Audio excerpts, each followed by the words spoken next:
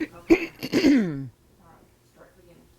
My name is Edgar Hernandez, interviewing Luetta Horst at Luetta Horst's house. The date is January the 10th, 2010.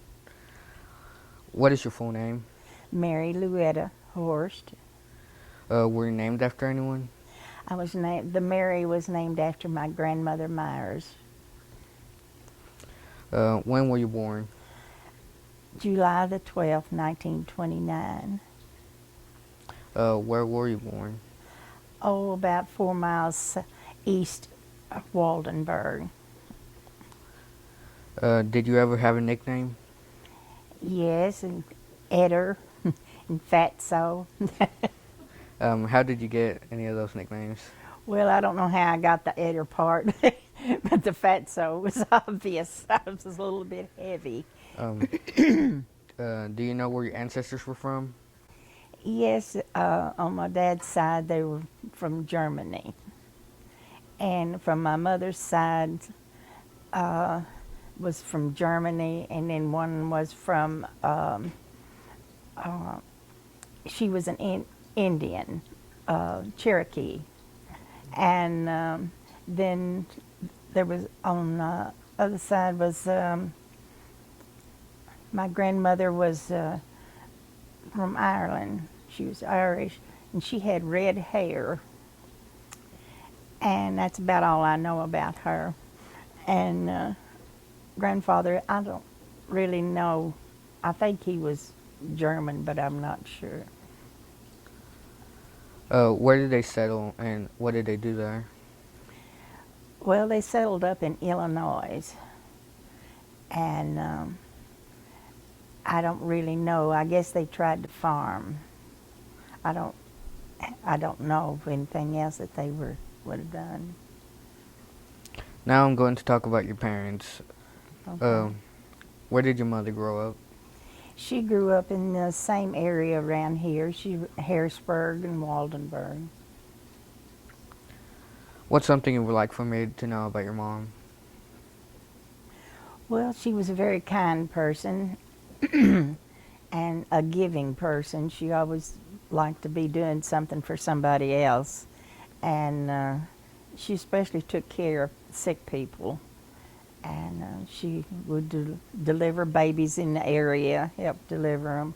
And then we always had a garden because she loved to garden. And not that I liked it so much, but she did. And we always had to do that every week during the summertime one day. And she also liked to raise rabbits and little chickens. And then when they got older, while we would dress them, and she would can them. We cut them up, she put them in fruit jars, and canned them in the pressure cooker. Can you tell me other stories about your mom?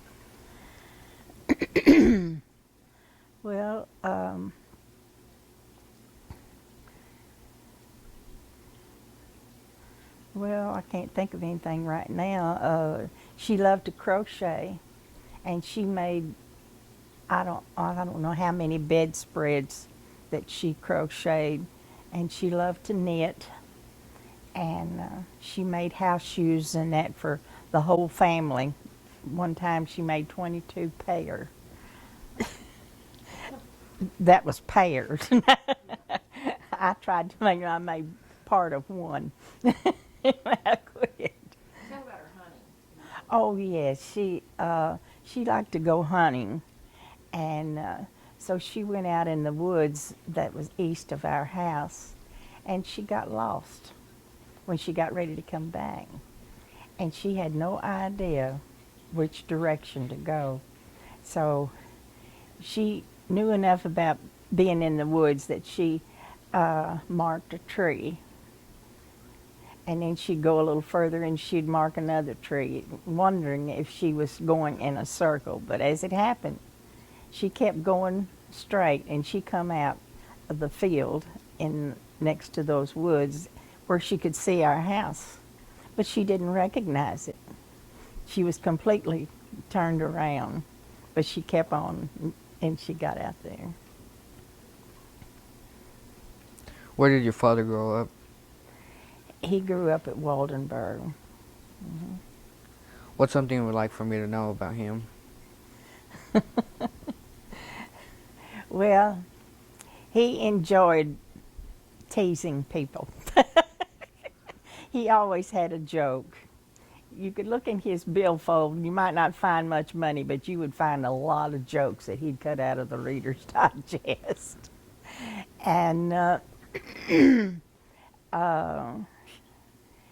he farmed all of his life, and he raised rice and beans, and they lived on the same place over there all their married life practically. When they first married, they moved when I was 12 days old into an old house that was on the Charlie Centney farm, and it was, you could have thrown a ball through the walls, they said, because it was open. And it, like they like to froze to death the first year, and then they got it fixed. So, and then they moved about a half a mile further down the road a few years later, and then in 1963, I think it was, they built a house where they lived until they died. Can you tell me a story about your dad?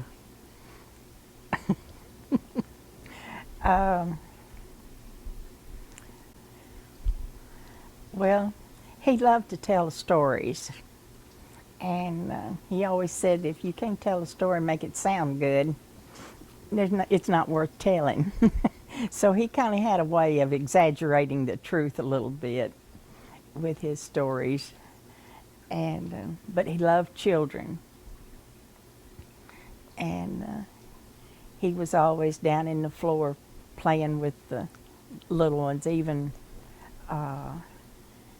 some that wasn't ours. He always got down in the floor, and he was at their level. He played with them. Do you know when your parents got married? Yes, they got married December the 12th, 1927. How did they earn their living? He was a farmer. What are some important things that you learned from your parents? Well, one thing he taught in early years that was that if you borrow something from somebody, take it back as soon as you get through with it in a better condition than what you borrowed it. That was one of his. What's something you learned from your mother? Well, she taught me how to crochet and how to knit, and well, I don't know, at that time we didn't have TV to learn anything off of, and I guess she just taught me about life in general. Mm-hmm. What's something you learned from your father? That's what he did. She did that one. What are the names of your grandparents on your mother's side? Charlie and Mary Myers. What did they do for a living? Well, Grandpa, he hunted, and they hunted all winter long. And then they tried to dry crop at that time in the early years. And grandmother became a teacher, and she taught in little one-room schoolhouses at that time. She taught in, let's see, what's the name of that? Hooter, something, they're by Greenfield. I can't think of the name now. And then she taught out here at the Reddmann schoolhouse, where Miss Oral Reddmann lives now out here on Highway 14. She taught there, and then well, Grandpa, they were cutting wood and using a table saw, and some way or other he got his foot tangled up and he fell into the table saw and he cut his thumb and the next 2 fingers off right along here on his left hand. And so that he also played the violin, and they played for dances and things like that. In fact, they'd play for a dance on Saturday night and stay, and he'd play for church on Sunday. And but after he cut that, he had lost so much blood that he lost his mind. And but I still have his violin that he used to carry. It, you can even tell where he threw it over the horn of the saddle, and would take it to these different places where they would play. I guess they'd pass the hat around. I don't know.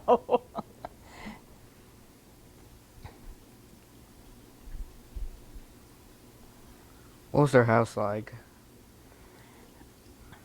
Well, the first house I remember them having was a log house, and it was over by Greenfield, and I remember there was a bunch of steps that you had to go up to get into the house. And in fact, it was at that place that Grandma fell off of the porch, and she done something to her knee. Of course, they didn't take her to a doctor or anything at that time. And so she had problems with her knees too at the end. And there was a spring downhill from there, and that's where you had to carry water in a bucket up to the house. But that down there's where she would do her laundry. She would wash down there by the spring. How many kids did they have? Oh, I'll have to count them. Let's see, there was Birch and Chess and Mark and Ott, and then there was a sister. I guess she had 6 children. What do you most remember about them? About the children? About your grandparents? Oh, well, I like to be around my grandpa because he would take me riding in the wagon he had, and he'd come down and get me sometimes when they lived in Greenfield, and he'd come, and I'd get to ride the wagon all the way up to Greenfield with him. And Grandma loved to read, and bless her heart, she helped me out in going to school because she loved to read, and I'd bring my books home, and she'd read for book report, and she would read it and tell me what happened all through the book. What are the names of your grandparents on your father's side? Bruno Reddmann and Lizzie. Well, her name is actually Elizabeth, but she never went by that. It was always Lizzie. What did they do for a living?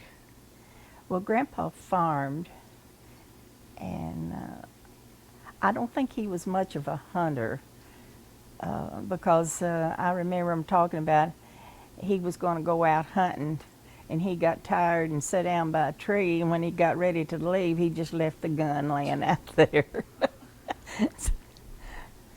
What was their house like?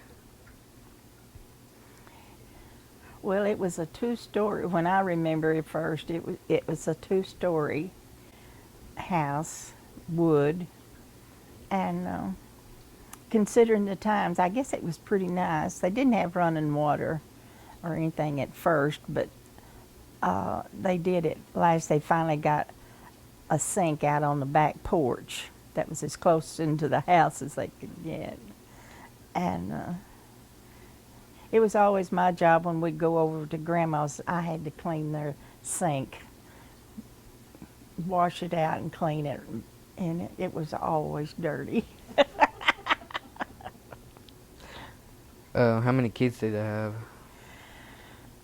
Oh, well, there was Alfie, Daddy, and then Albert, Edna, Paul, Lawrence, Lena, and Jay. That would be 8. And they delivered all of their own children except the last one. And Grandma said she had a harder time with him than she did with any of the others. What do you most remember about your grandparents? On the Reddmann side, Yes. well, Grandpa, I think, was a very stern person. I never did think of him as being that, but later years I've heard that they thought he was. And he was a very religious person. And he always would take me to, if Daddy would take me over to their house on Sunday, well, he would take me to church. And all the way to church, he was trying to teach me German, how to count and how to words and things like that in German, which I don't remember now. And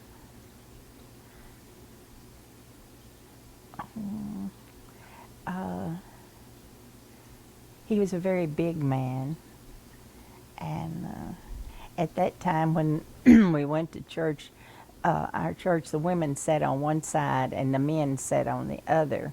So he would take me in and have me to sit at a certain pew, and he sat over there where the elders sat, where he could watch and see that I stayed quiet. And I guess that's about my best memories of him, about things. How about your grandmother? Well, she was a hard worker. Of course, with that many children, you can imagine that she was a hard worker. And she loved to work outside. She always had a lot of flowers in her yard, and she had a garden, and she'd have flowers out there in her garden too. And she kept a very neat home. You wondered how, and I do now, because with the children and all that she had, but of course, time I come along, they were all gone.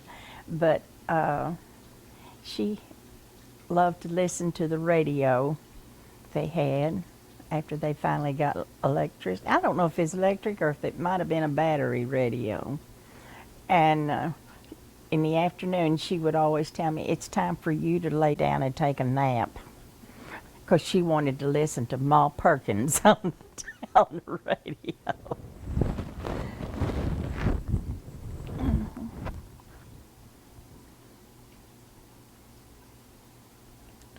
What about your brothers and sisters? Well, I only had 2 brothers. Well, 3, but they all died in infancy, and I have no sisters.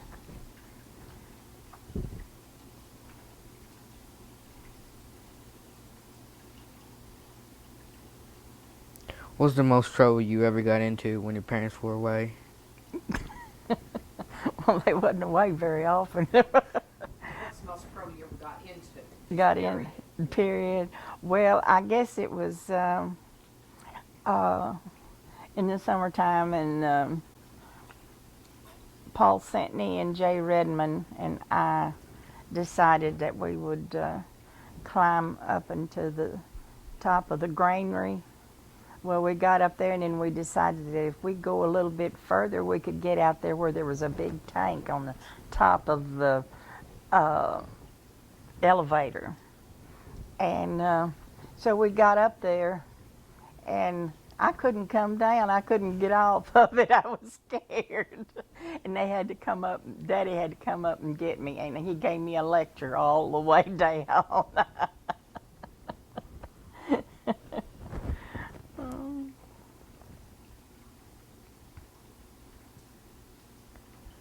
Tell me about other people in your family or a really close family friend. Well, I don't have any other family other than my children. But then I, When when you I, were growing up, like, when was I, there was there a family friend that was not necessarily a relative? yes, Mildred Cole was a real good friend of mine. She lived about 3 miles from us, and we would ride our bicycles to each other's house once in a while in the summertime. And then after I graduated from high school, I went to Drones Business College, and there I stayed in the Lowenstein Club, and I met Maria Salcedo. And she didn't speak English. She was from Cuba. And so I've always been known to be able to talk to a fence post if there was nothing else around. So it made it really difficult for me and her to live together in the same room. And so we wore out an English to Spanish and a Spanish to English dictionary. And then she would come home with me on the weekends. And she was quite a character. She, after I started going with Paul, my husband, that year, and she liked him. And if I had a date with anybody else, she would go downstairs. Our room was upstairs in the Lowenstein Club, and she'd go down there, and if they called my name, she would say, "I take it." And then after she got to where she said, "Luetta not here. Luetta has a date." And they wouldn't come then. I wondered why they never did come, and she was telling that I had another date. Oh. Tell a little more about her background, and how your friendship continued. Talk about that a little bit more. Well, we started out like in school like that, and then we come home, and then, well, she was awfully homesick, and so the first weekend that she was here, I never thought about asking her to go home with me.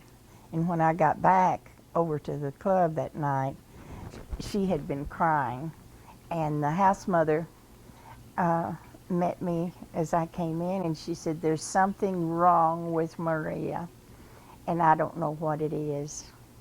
And she said, "Go see if you can find out." Well, I went up there, and she said we looked it up in the dictionary, she was hungry. And because all she could say when she come was, "I'm hungry, I'm thirsty, and I want a taxi." But she didn't know which one she was saying when she would say it. And but anyhow, she told me she was hungry. And so I told Miss Dalrymple, and we had a little restaurant just across the street from where we live, and I'd take her over there, and she got her something to eat. Then she was afraid to leave the club. She's afraid she'd get lost. And but anyhow, then she and I became real close friends, and she loved to go to movies.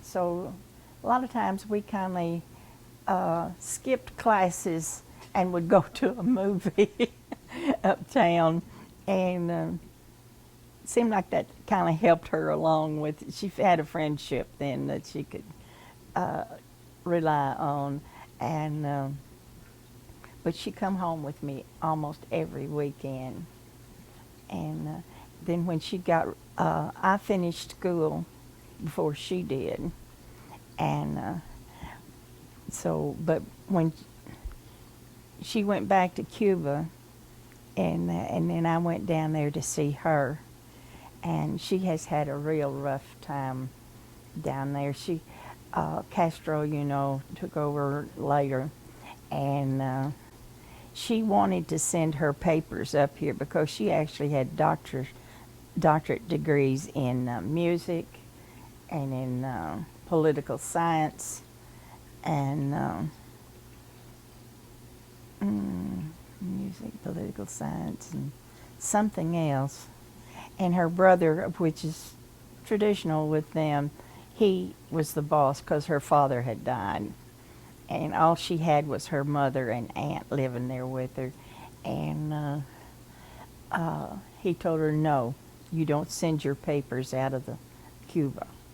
Well, if only she had, because she got to doing a lot of things in Cuba that got her in danger.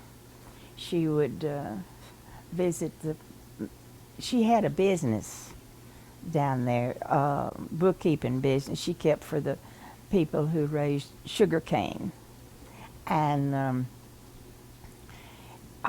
when she found out that Cuba, she heard Castro make a speech, and he said that there would be no rich people, there would be no all of this stuff. And so she knew then that things were going to happen. And she heard that they were taking over some of the businesses. In fact, they had taken over her brother's business. He used milk products to make cheese and all this, what all they make out of milk.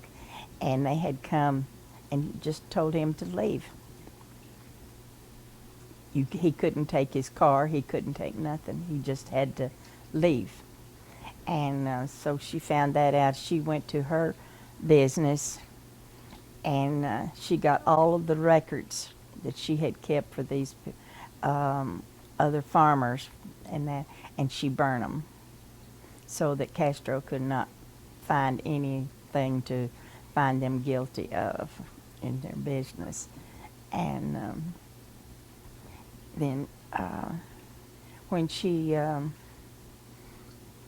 decided to, they tried to get her to come, her brother then decided it was time for her to come back to the States. But Castro wouldn't let her out. But then her brother had a friend that was living in New Jersey, and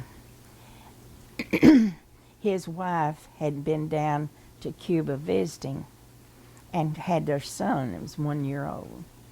And he needed her to come back to the States and sign some papers, and then she could go back and finish her visit with her parents. Well, she came to New Jersey, and she kept come up there to sign those papers, and then she went back, started back, and they wouldn't, then the United States wouldn't let her go in either. And there their child was down there with its grandparents. And so they went through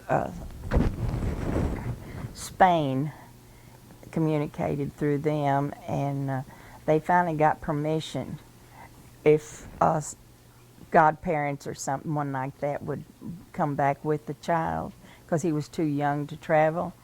So Maria posed as his godmother, and that's how she got out. But then when she got to the States, the plane was late, and all the immigration office was closed, and so she couldn't register. legally, to come in legally. And the parents of this child wanted her to come on up there and bring their child. Well, she did because she didn't have any money. All she had was the change of clothes that she had on. They wouldn't let her bring out nothing.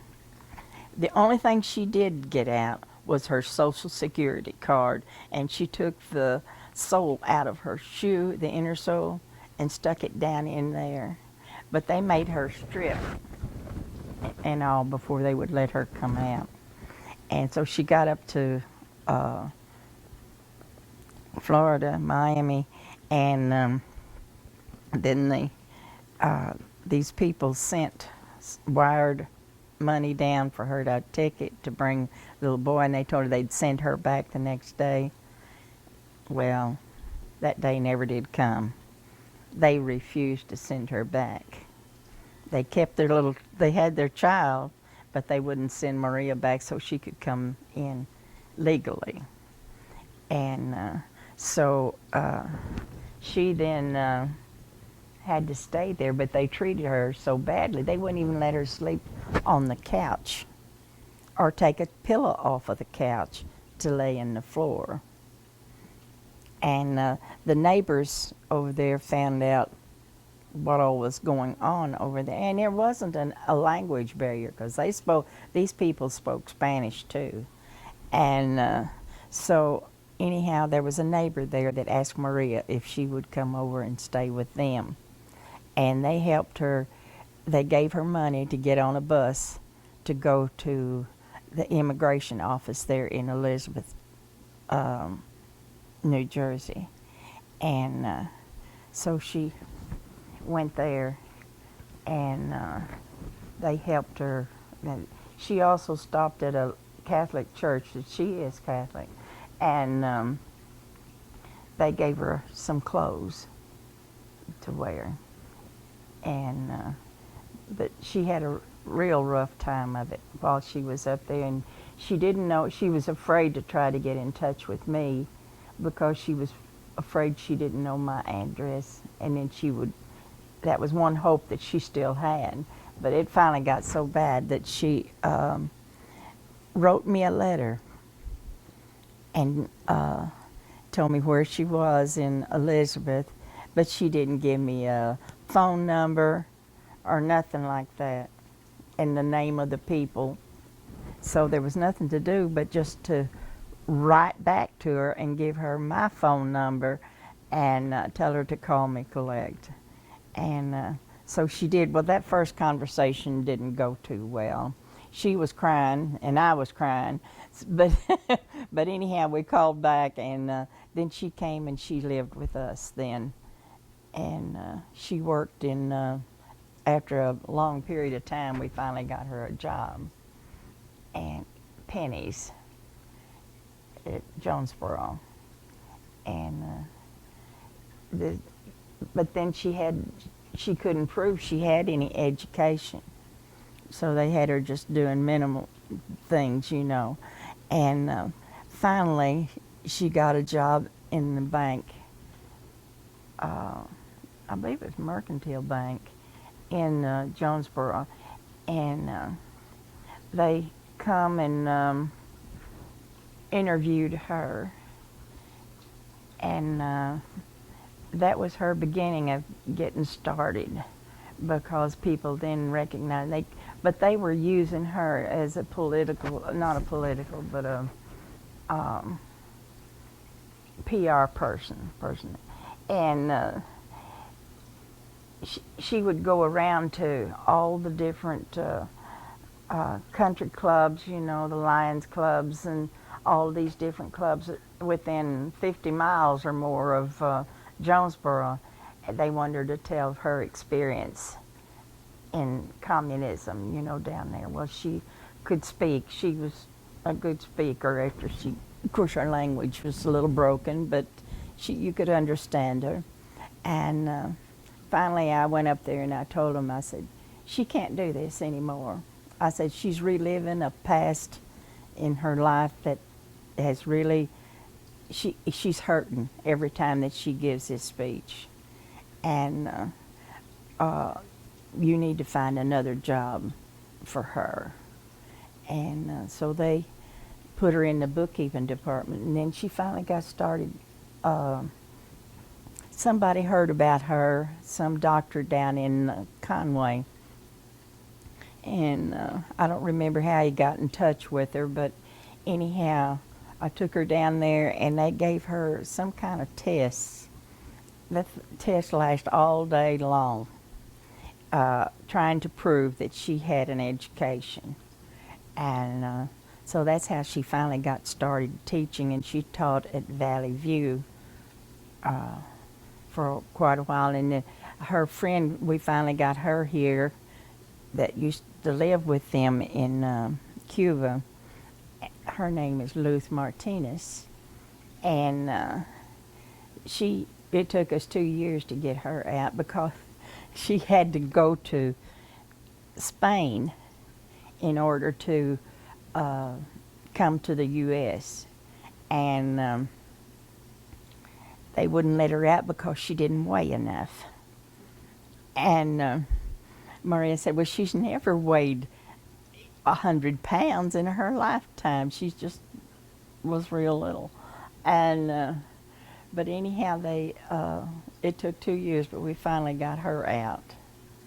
And that was their plan, that Maria would come and get a job, and then Luth would come to help her, and then they would bring Maria's mother and brother and his wife to the States. They would help her. Well, that didn't happen, but anyhow, we got her money enough to get her brother and that, but her mother died before she got here.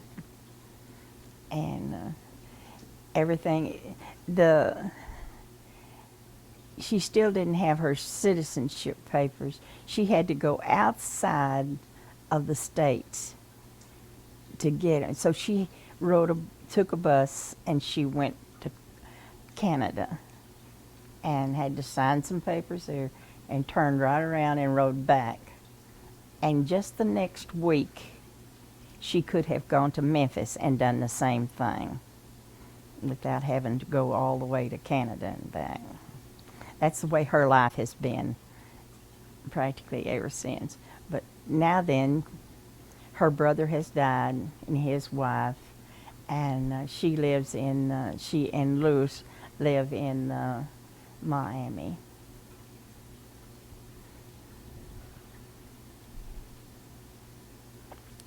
What did the house you lived in as a child look like?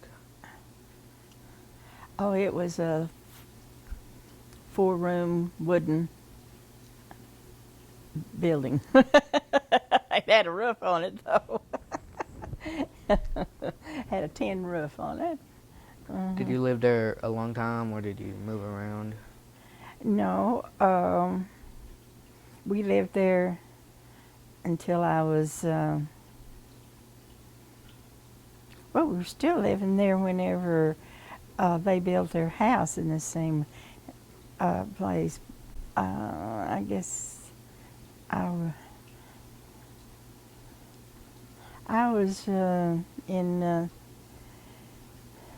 well, that was in 62, I think, that they built their house. And the new house, and we lived there. We didn't get electricity until I was 18 years old. And we did get some running water. Daddy fixed up some kind of a tank on the side of the house that the water would run off of the roof into the rainwater. And then he hooked a rubber hose onto it into the kitchen, so we had running water. But you had to carry it out in a bucket. Oh. Do you remember the Depression? No. Only I know that it was hard. I don't think I've heard people in here at this talk about it, and we was poor, I guess, but we didn't know it. I mean, we wasn't hungry here like they in the cities and places like that, because we could grow stuff in gardens and that. Everybody had their own cattle and hogs and things like that. Hmm. Do you remember going shopping with your mother as a child? Oh yes, that was the only way I went shopping was with her. Uh-huh. Can you tell me some more about that? Well, we never did go very far. We went to Harrisburg shopping as a younger child. Later we went to Jonesboro, but we just, there was a dry goods store there, and Mama sewed a lot. And so she would buy material and patterns, and she would make my clothes for school and such. What were the stores like? Well, they were about the size of this room here, I guess. And they would have a little bit of everything in their dry goods store. You could buy all kinds of dry goods stuff. You could buy sheets, or you could buy underwear, jeans, and then they had dresses and things like that. And then they always had material where you could just buy.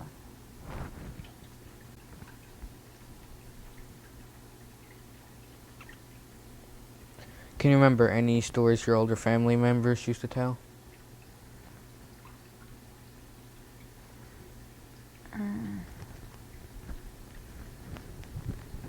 Well, Grandpa Myers used to always talk about his hunting, and because he hunted over in this area by the Rugers, and I don't know if you know them, but he would, in the wintertime, they would hunt over in here, deer and well, just coons and whatever else I guess there was.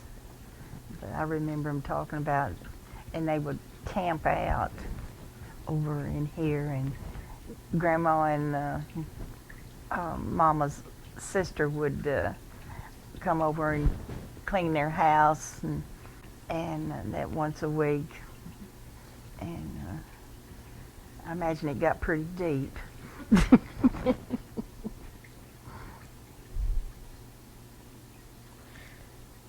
Can you remember anything but the first funeral you remember attending to?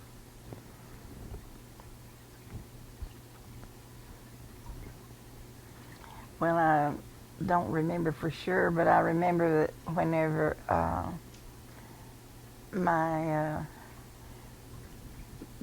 grandmother died, and they brought her, they had the interview, or not interview, what do you call it, visitation at Mom and Daddy's house, and they had kerosene lamps that they'd lit on each end of the casket, and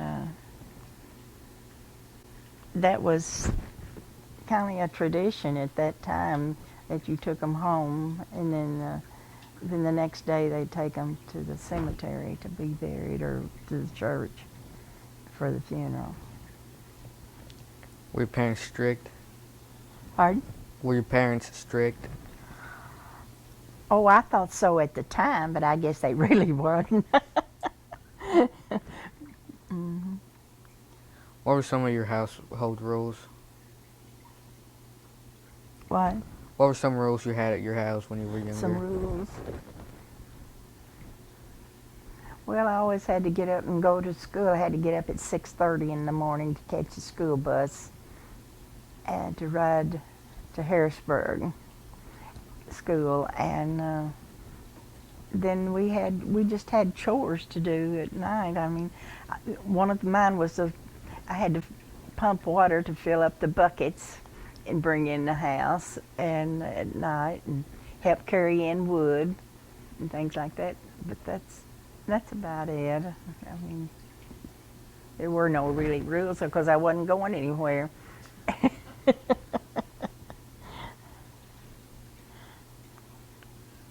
What did your family do to have fun together? Oh, Mama played the piano and by ear, and Daddy loved to sing, and so we would. On Sunday morning, we didn't go to church. We'd just sing some songs, hymns, and gospel songs, and then we used to play dominoes and cards. Uh, I guess that's about it. That's about all. Did you ever have any family pets? Oh, I had a dog. Uh, 2, 3 of them. Can you tell me something about them? Well, they were outside dogs. They didn't lay around in here like Jazzy's doing. But this one dog had Paul brought over to me. We wasn't married at the time. He just brought, I think it was probably dropped off at their house. Yeah, and he brought it over there and gave it to me. And so it stayed. What medicines or remedies do you remember as a child? Well, Grandma Reddmann used to make a cough medicine that was real good. She'd get, she had cherry trees and that, and she would dig roots and make it like a tea of some sort. And it was sweet, but still yet it had a, I think it was the whiskey she put in it that made it so good. Everybody always had a cough. You need some of that, don't you?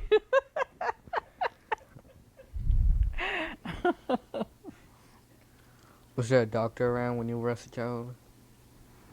Yes, there was 2 doctors in Harrisburg, and then there was a Dr. Olcott in Weiner.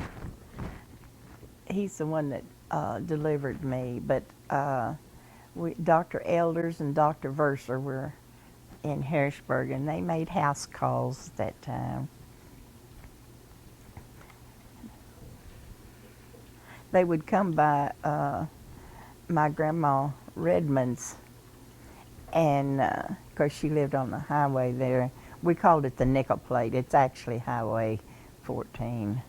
I guess it's 14 in it.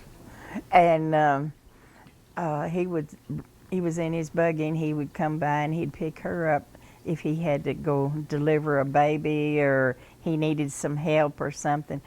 And because she always kept strips of cloth that had been ironed real hot to kill any germs, I guess, that was in it. And she always had her little bag packed, and he would come by and pick her up and take her with him to help deliver children and that.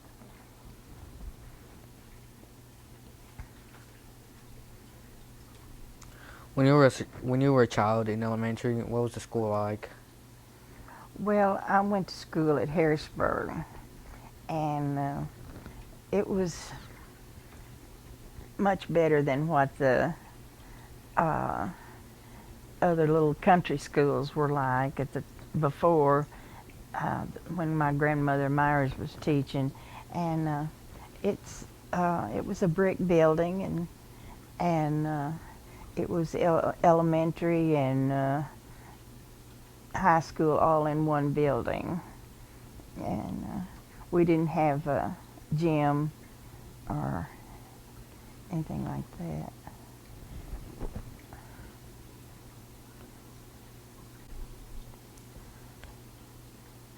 Can you think of a story you could tell me about something that happened in grade school?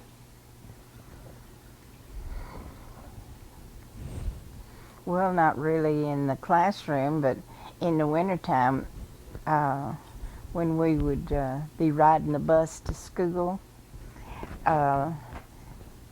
before you get to Harrisburg, there used to be a real low place in the road, and it would get about 2.5 foot deep or something like that, and our bus driver would always get in there, and the bus would die. He'd get out and put his boots on, get out, and they would clean the carburetor or whatever it was they'd done. And we always managed to get to school about an hour and a half late, and we all enjoyed that. What did you do in the summers when there was no school? Well, that's whenever my mother was sick a lot. And so that's whenever we done gardening, and then one day we'd mow yards, and the next we just done chores like that all during the summer. And then later on we went to Grundon's swimming pool north of Wiener up there by Otlo, and that was always a big day. Tell about Grundon's. Well, Grundon's was nothing more than just a big pool, and they had a big Fairbanks Morse pump that they used to water their rice with, but they would fill up this pond, and then they also had a screened-in building there where they had a jukebox, and people could dance in there, and it was also a place where you could eat. They had a little cafe like down in part of it, and in the back of it you could rent a bathing suit. I think you had to pay $0.25 to rent a bathing suit and get a basket with that in there. And when you come in, they'd take it out and run it through some more water, and you might not get a dry bathing suit every time. And but they had a diving board. It was pretty high at the time, and everybody in the community would kind of gather in there, and the old folks would be out there visiting, and the kids would be swimming and fighting, and and I remember they had a big swing, a tall swing, really tall there, that everybody had to take turns to swing on. And I remember there was one family there, we talk about cleanliness now, and one of her kids, small kids, had sucker, and she dropped it in the sand. And she was bawling and carrying on, so their mother just took it out there in the swimming pool and swished it around a little bit and gave it back to them, and that satisfied her.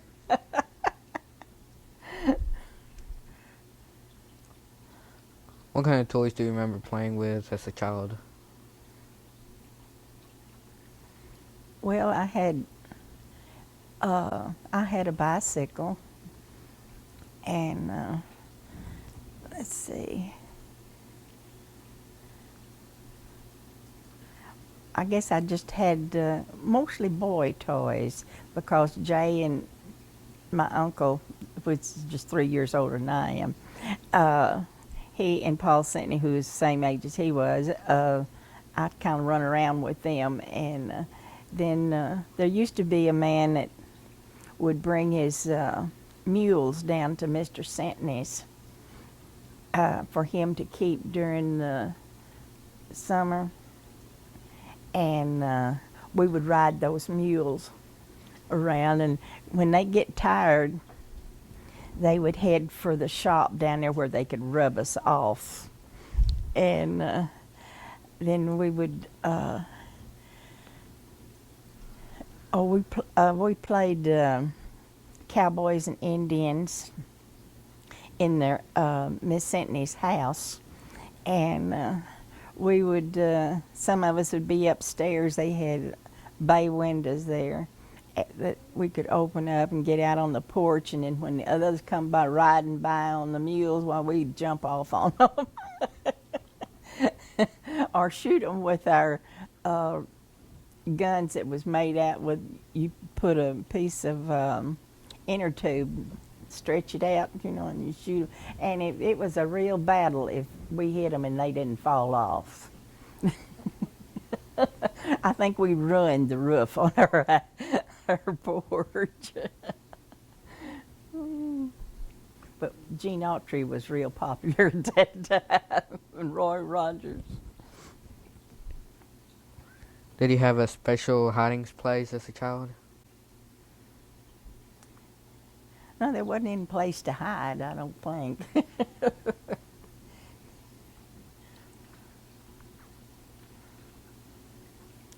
Do you remember hearing any stories about Joe Bruner? Yes, he was a mean man. That's about all I know about him.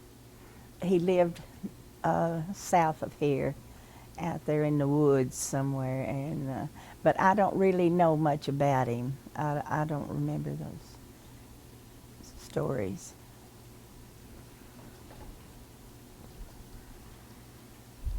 Paul's dad used to talk about him, and I think he drank a lot, and he was mean to the kids, but I don't remember much more than that.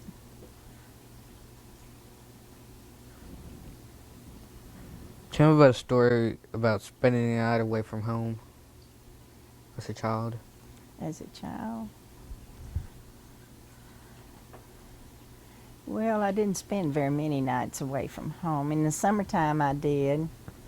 My great grandmother and grandfather lived in Wiener. That Mike Schischler and well, I can't even think of her name. Anyhow, they lived in Wiener and were unable to stay by themselves, and so I would go up and stay a week or two in the summertime with them, and I'd get real homesick. I was real glad to go home because one of their daughters, Sophie, was there, and she was very, very strict. And we had to shake those rugs out every day that was in there, and there was just a lot of things wasn't used to doing like that. And but I got to, when I was there, I would get to go uptown to Fowler's store and buy some supplies, groceries, and that was something I wasn't used to doing, getting to do. Mm-hmm. Teresa was her grandma's name. Grandma. How did your family celebrate Thanksgiving? Oh, just about like we always had a big dinner. That was the main thing. And I remember one Thanksgiving, the first one after Maria was here, and we were all had everything spread on the table, you know, and everybody was getting around there. There's Mom and Daddy and Paulette and Greta, and I don't know if Don was there then or not, Paul and I, and Maria was there, and she had her place where she always sat, and we was passing the food around, and she just kept passing it. She wasn't taking out anything, and I looked over there, and the tears was just rolling down because she was thinking, here we had all this food, and her family didn't have food to eat like we did, and but she finally got over it after a period of time, but it was hard for her to eat, especially when everybody was together like her family used to get together down there. Only they didn't have chicken and turkey or something like that. They always went to the beach and had fish. They'd catch fish. Hmm. What do you remember doing in Halloween? Oh, well, at Halloween, we always at school had a Halloween, and we would fix up the rooms scary, and things like that. But that's about all we did. Did you trick or treat? I don't remember ever trick or treating it. Oh. What was Christmas like at your home? Oh, we always celebrated Christmas just about like we did Thanksgiving. Everybody come home, and I remember as when I was a little girl, my cousin Shirley and we were all at my grandma and grandpa Reddmann's, and I kept wanting to go home because always when we went home, Santa Claus had come. And I kept wanting to go home, and Daddy said, "No, not yet. We'll go home in a little while." And she and I were sitting in this chair in kind of in a little hallway, and we were saying, I believe Santa Claus comes to our house first, and then he goes to your house. We were figuring out his route. And sure enough, when we got home, Santa Claus had been there. Oh, yeah.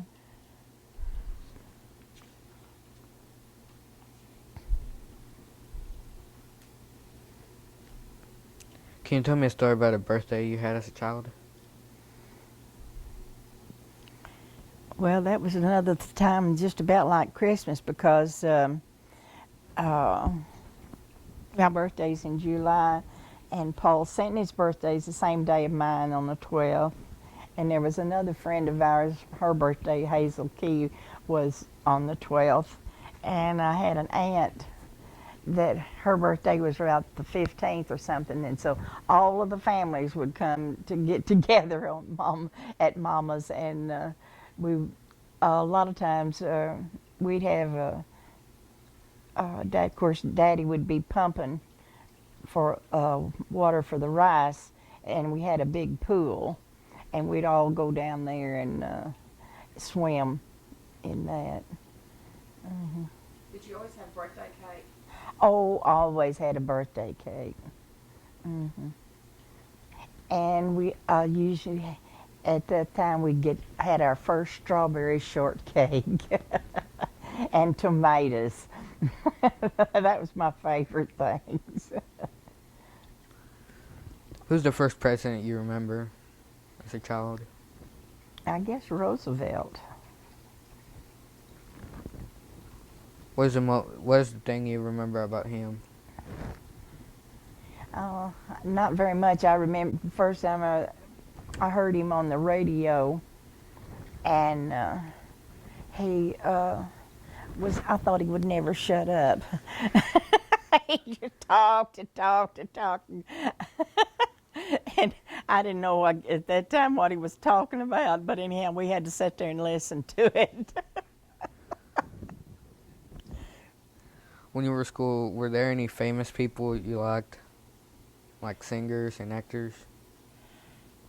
Oh, well, when I was in school, I guess that would have been during the cowboy times. Big Roy Rogers and Dale Evans and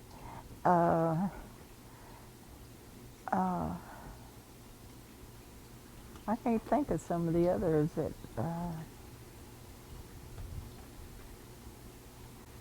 but we went to the movies every Tuesday night because we could all get in with 10 cents. You get popcorn for a nickel. Tell me what high school was like for you. Well, I kind of liked it because I got to be out, and rather than just being at home by myself. that's part of being an only child, you know. And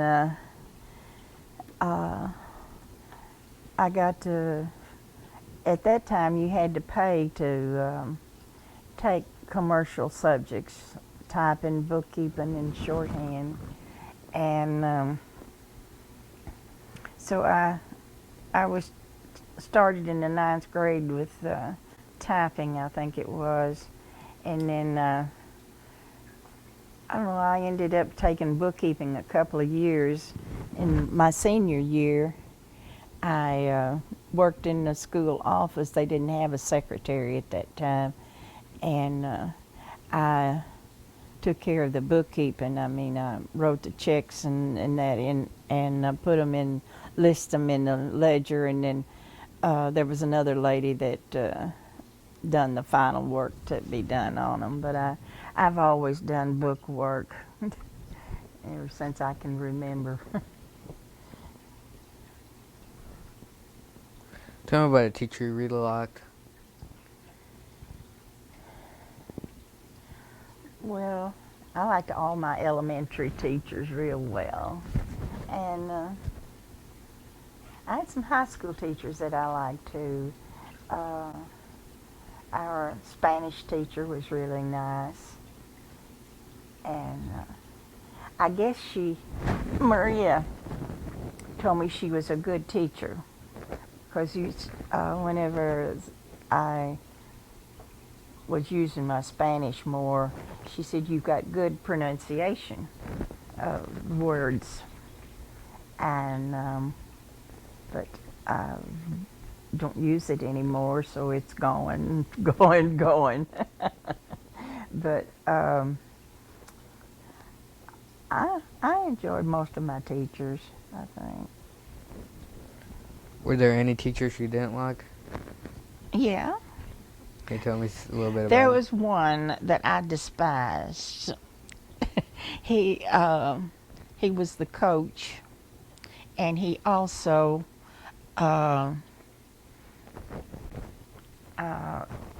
was our world history. And he was so mean, I thought. And he would give us a test or something, and he'd always take his belt off and whip the boys if they didn't make a certain grade. And I never did like to, I couldn't stand that. And he gave us a test, I know, one day, and wanted to know what we liked about the subject. Well, I didn't like anything, I wrote down. And what do you think about the teacher? And I said, I don't like him either.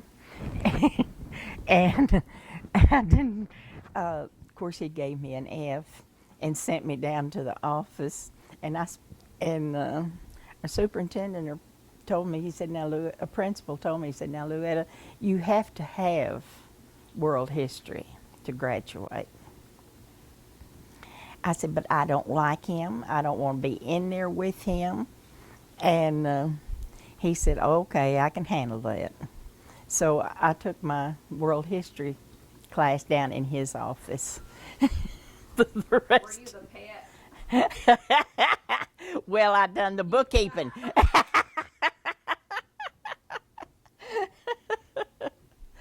Oh. Here, let me switch. Okay. This is Edgar Hernandez interviewing Luetta Horst at Luetta Horst's house. The date is January the 10th, 2008. This is the second disc. When you were a teenager, what were the coolest fashions? Fashions, oh my. Jogger pants. What was that?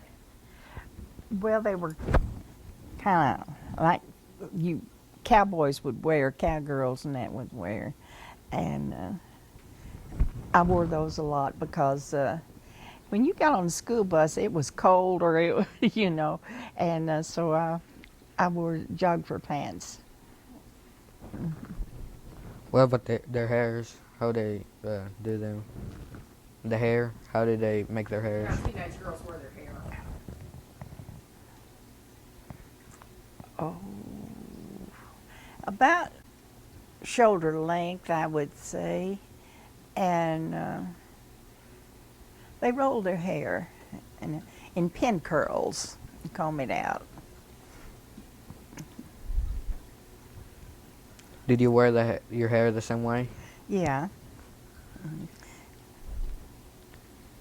Do you remember having a favorite outfit? A favorite outfit.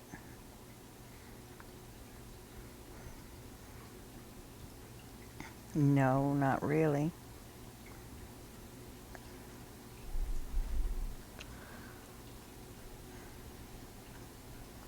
Now I want to ask you about your social life when you were a teenager. What were some of the most fun or wildest things you and your friends ever did? Me and my parents. Your friends. Oh, When you were a friends. teenager. As a teenager. Well, I didn't get to go to the parties and things like that because I lived out in the country. And but I do remember one party I got to go to, and I spent the night in jail. Did you take the cough syrup? No. No, Betty Jean Sullivan had a birthday party, and she invited me to stay with her, and she lived in the jail. Her daddy was the sheriff. So that kind of took the joy out of that. Did you ever have a curfew? No.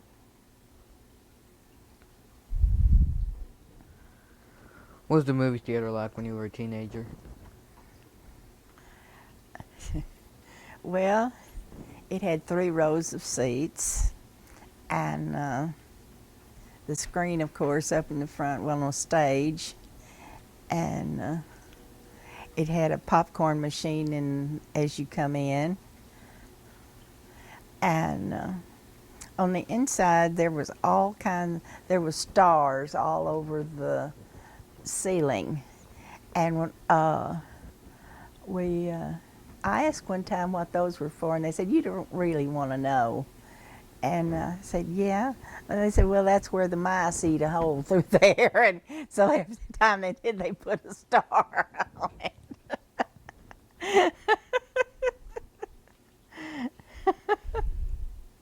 What kind of music did you listen to?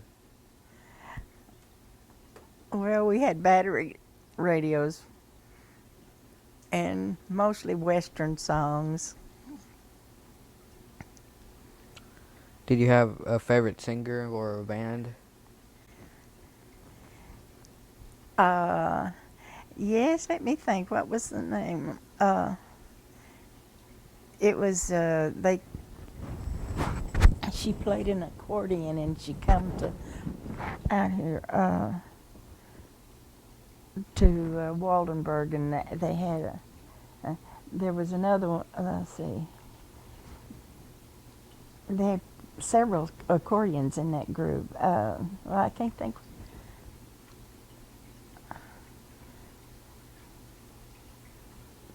I can't think what they called themselves. Chica. There was a bunch of girls. I can't remember now what the name was. And then there was another lady named Billy.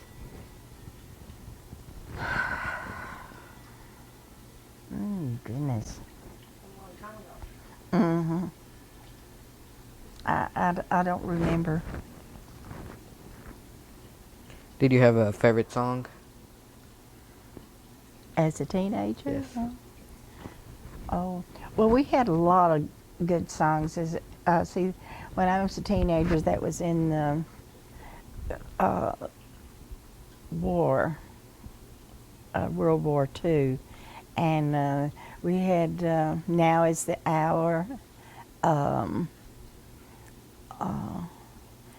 Sit Under the Apple Tree with Anyone Else But Me." Like not cucaracha, but Maresy Dotes and Dozy Dotes, and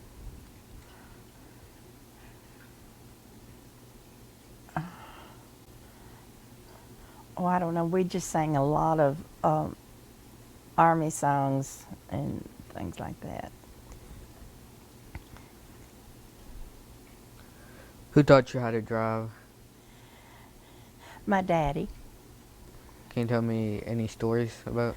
Well, I got to drive early because, well, we only had a pickup at the time, and he had broken his arm, the right arm, so he couldn't shift the to the gears, and so I got to go with him, and I got to shift the gears for him while he drove, and then later he let me drive, and I remember, but you see, I just drove on the dirt roads around the house there, and then that next summer or so, Mildred and I, my friend, we had spent the night over at her sister's, which happened to be my aunt Oral Reddmann's, and Paul, her husband, come in, wanted to know if she could take him up to the field, and so he could bring a truck back or something, and she couldn't for some reason or other, but Mildred and I decided we'd go up there with him, and so on the way up there, he asked me if I could drive. I said, "Oh, sure, I can drive." And he said, "Okay, then you can drive my pickup back to the house, and I'll still get to take that, whatever it was he was wanting to take up to the house." And so I done just fine till we got up to the highway. Of course, it was gravel road at that time. It wasn't blacktop. And I was turned and headed for their house, which wasn't about a quarter of a mile on the highway, and I said, "Mildred, which side of the road are we supposed to be on?" She said, "I don't know. I don't drive." I said, "Well, if we see something coming, we'll turn on and we'll get on the other side."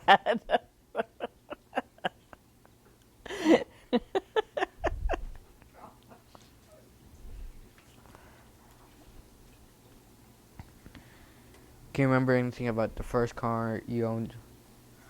I never did own a car. My dad offered to buy me a car, but he had stipulations with it that I couldn't take anybody else with me. I had to drive by myself. I couldn't loan my car out to anybody and let them drive. And so rather than to have to say no, I just didn't. I drove their car. Tell me about The some. only car I've ever had was this blue and white van that I have out here now. It's about 12 years old or something like that. And Paul had it put in my name because I kept saying I'd never had a car. So he had that one put in my name. Did you admire or looked up to someone when you were young? Oh, always somebody who was older than I was, that was doing something that I'd never done or something, you know. But I don't know any one person.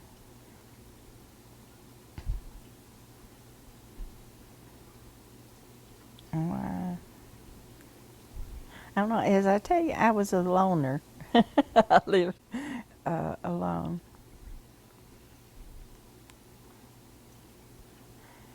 But I always admired anybody who could play music or something like that.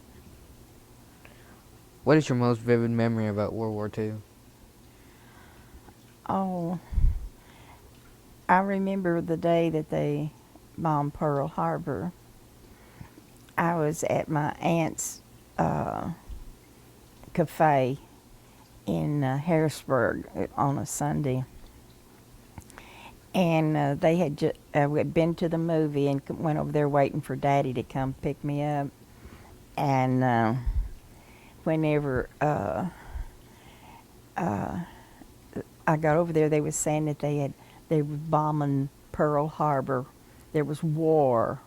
And about that time, a little airplane flew over, and I was scared to death. I thought that was somebody gonna drop a bomb on us or something.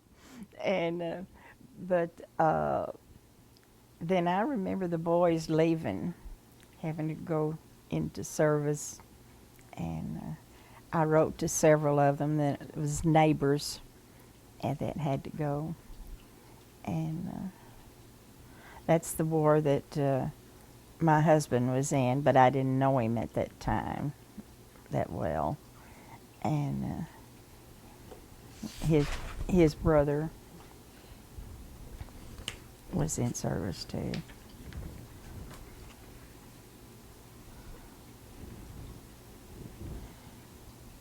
Did you go to college? I just went to business school, at Drawn's Business College in Memphis.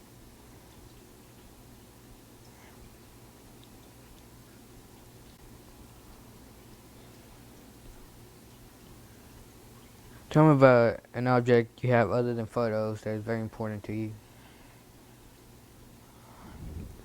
Oh my.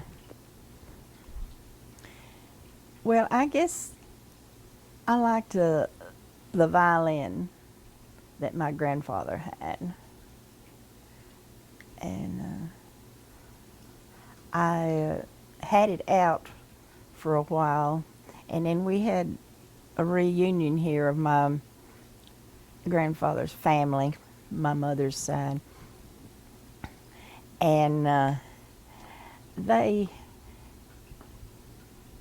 wasn't the nicest people in the world.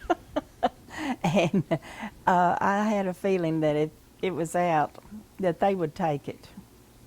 And so I put it up, and I've had it up now for a long time, but I enjoy having it. I don't play the violin, and I had it fixed.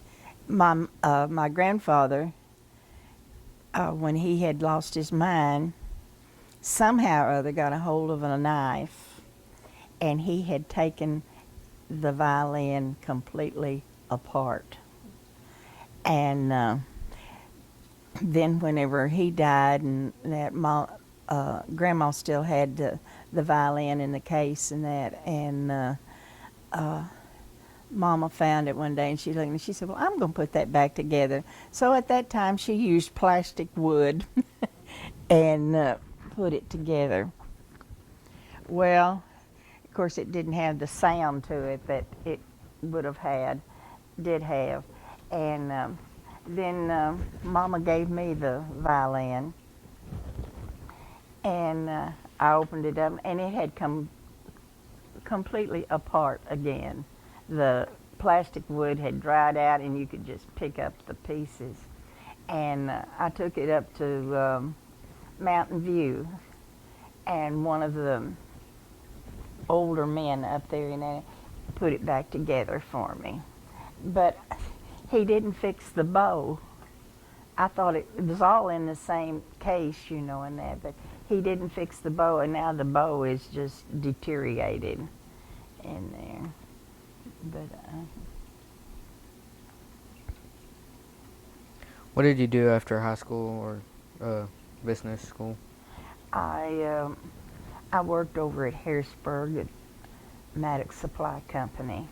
It was where they sold auto parts and tires and refrigerators and TVs when they come out.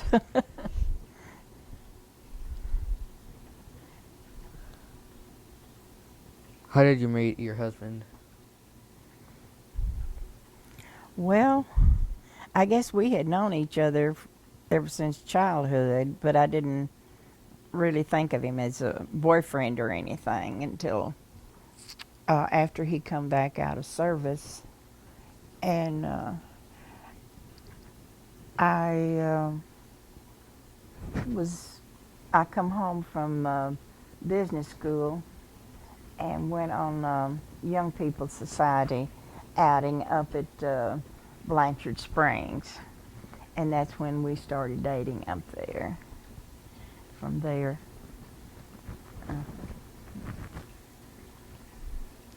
Tell me about when you got married.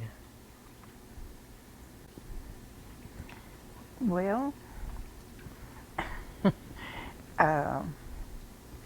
we had the first wedding in our church up here at Waldenburg. That well, we had guests that come, family. In fact, there was more people there than I had. We planned on having just families, but as it turned out, there was over 100 and some odd people there, and Daddy gave me away, and Mildred, my girlfriend, she was my maid of honor, and then Franklin was Paul's brother, was his best man, and then Reverend Zerbel, who had been here since 1923,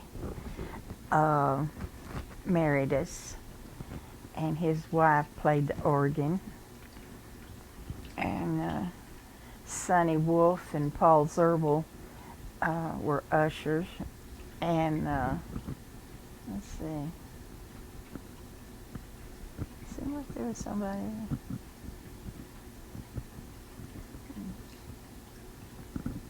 I don't know. I have to look on a picture. I've already forgotten.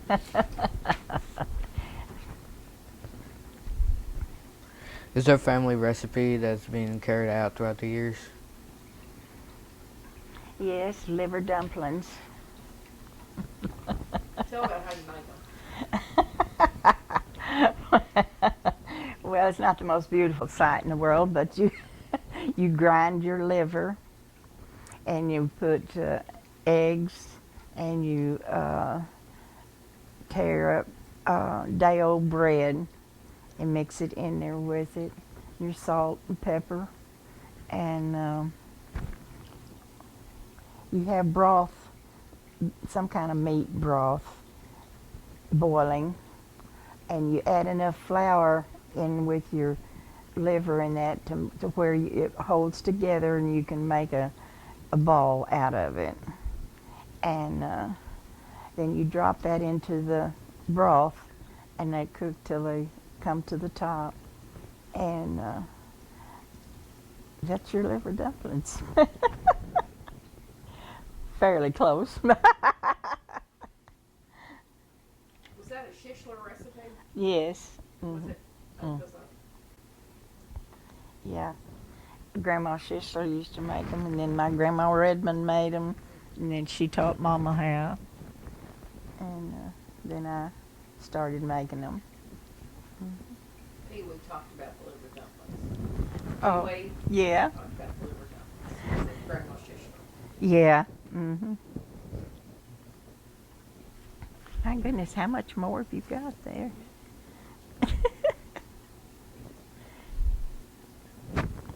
Oh, I guess I'm covering up that thing. Tell me about what you remember about the businesses in Wiener or Waldenburg. As a child, I don't remember very much about them at all. I didn't grow up over here. Tell me about the first television you remember seeing. Well, when I worked at the store, they brought in little bitty television sets. The picture was about like this. What you'd say about an 8 by 10 or something, maybe a little bit bigger. And we put it out there on the counter, and on Saturdays they had wrestling and that on there, and the men would all gather in there to watch that TV because they couldn't believe how it could bring a picture in like that. And we didn't have a TV until I guess it was after we lost our first baby. And I was down at Wynn, and the roads were terrible. So, yeah, rough gravel roads, and the doctor insisted I stay at Mama's at least another week or two, because I'd been down there already 2 or 3 weeks. And I had had albumin disease, kidney disease, and so HP, the boss there at Maddox Supply Co, he brought a TV out there for me to watch while I was staying at Mama's, and so Mom and Daddy ended up buying it. He knew that when he brought it out.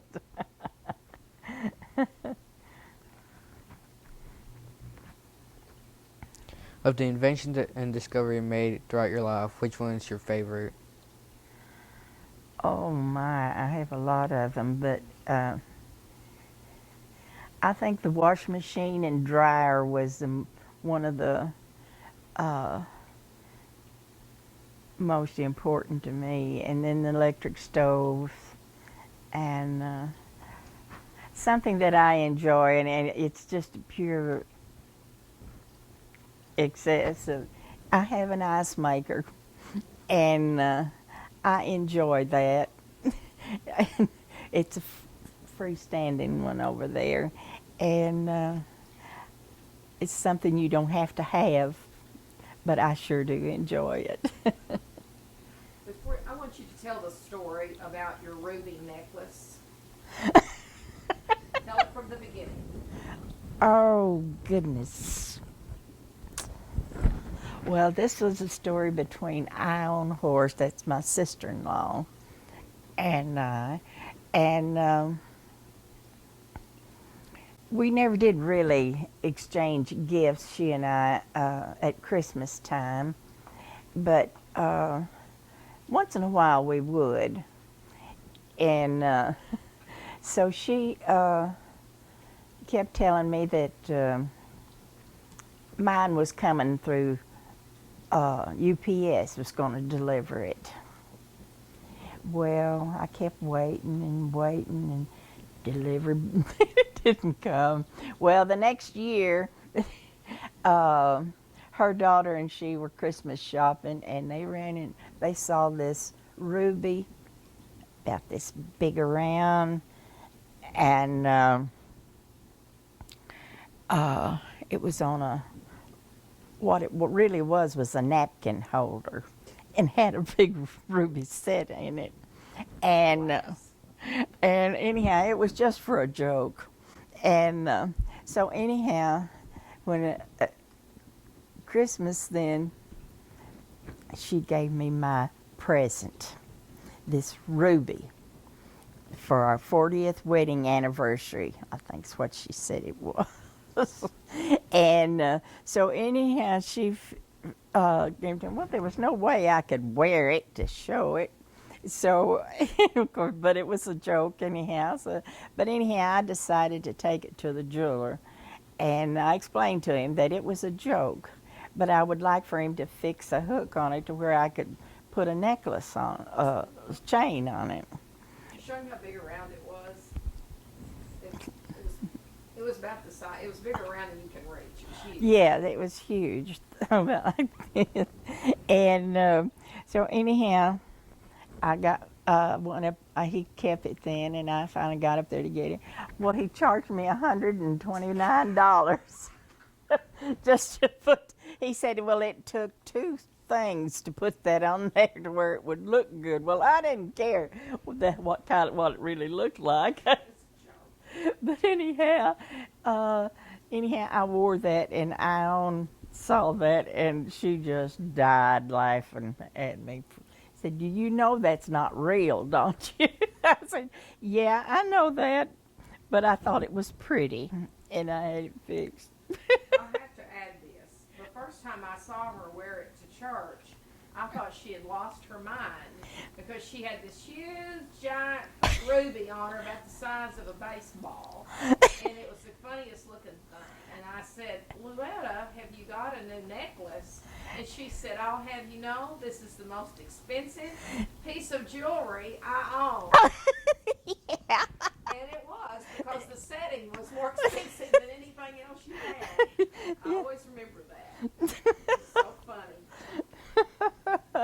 Yeah, she'd just have a fit every time she see me wear it out somewhere. And if it was going somewhere where she was going to be, I'd usually wear it just for the joke that was in it. I want you to tell about all the work you've done down at the Lutheran Church over the years. Things you've done down there. Oh.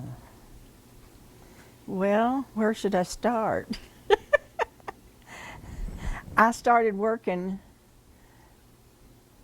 down there when Pastor Davis was here. He wanted somebody he needed a secretary, he said. And he wanted to know if I could come once or twice a week and help do the typing and fix the records and things, records in the church record book. And so I did that. And then we got our hymn board up there, and I started putting the hymns, posting those out there. Well, on the days that I was up there. I was usually up there on Mondays and Fridays. Mondays I would come in and fold the bulletins and to mail, and to the ones that wasn't in church on Sunday. And then on Fridays I would come up and print the bulletin, get everything together. And at that time we had this old crank mimeograph machine, and you had to smear ink in it. It was a paste stuff, and I'd be covered with ink. That's the reason I always went on Friday, so I'd have Saturday to try to get cleaned up. And then I don't know, I was in the choir for several years, and then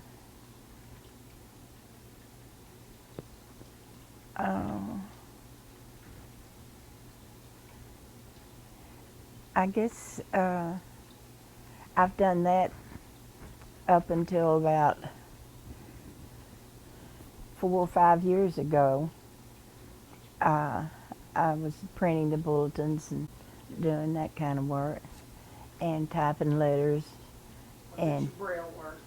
Oh yeah, and we've been doing that for 20-some years, Braille. And I learned to do each position in there, just in case that somebody wasn't there, where we'd have somebody that could take their place. Several of us did that. And I've been going there up until last year, I guess, when I had my heart problem. And Help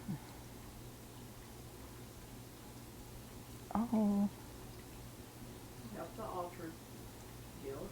oh yeah, I started the altar guild up there because Paul's aunt had, I was in charge of her estate, and the money that was left over after she put it into the church extension fund, and the funds that was left we used to start the altar guild, where the money was to be used for beautification and restoration of the church. Of course, now then it's kind of gotten beside that, but we need to. We also pay for, if somebody couldn't pay for flowers, we used this money to do that, and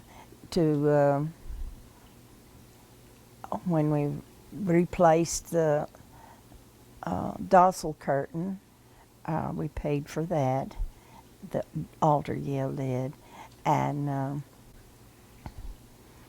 let's see.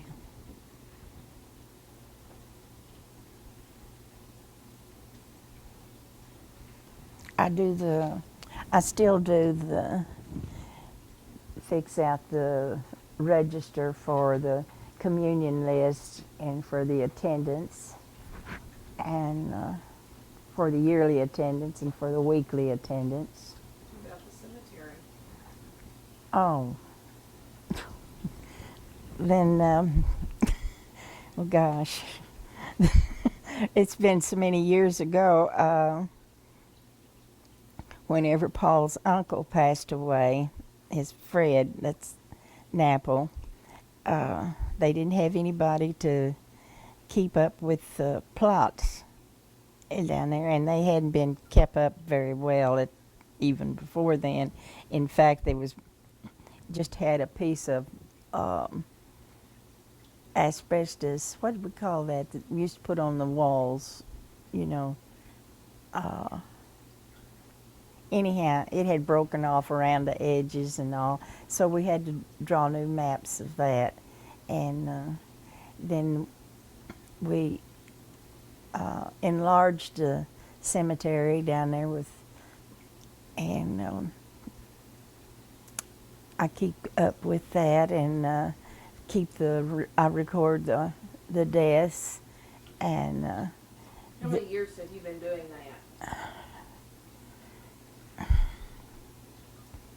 about 30, I guess. 30 years, at least. And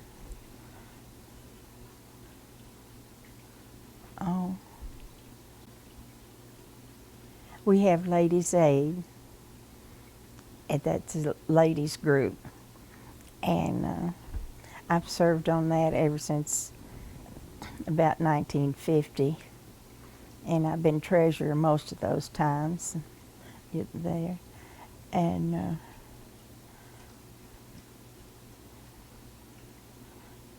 I don't know of anything else. I do, but that's okay.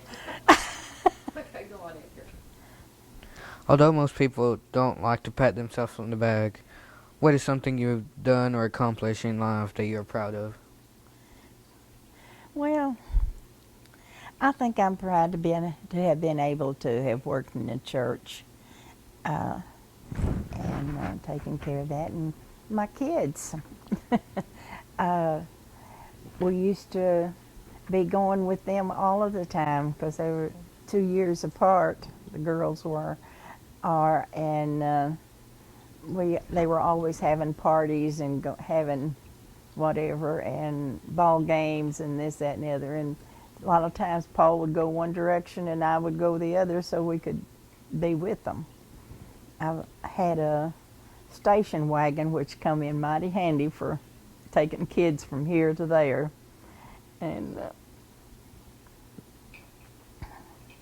now I've got a great-granddaughter. And I'm enjoying her, but not like I would like to. I'm not able to get down and play with her like and I can't lift her. So, but I enjoy her anyhow. She comes up here quite often.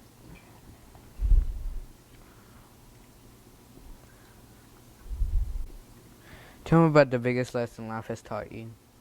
Finish the question. A lesson that would help a young person live a better life. Oh. Always be yourself. Don't try to be something that you're not. And just be yourself, and God will help you. Well, I would like to say thank you for allowing me to interview you. It's been a pleasure. Well, I was glad to meet you.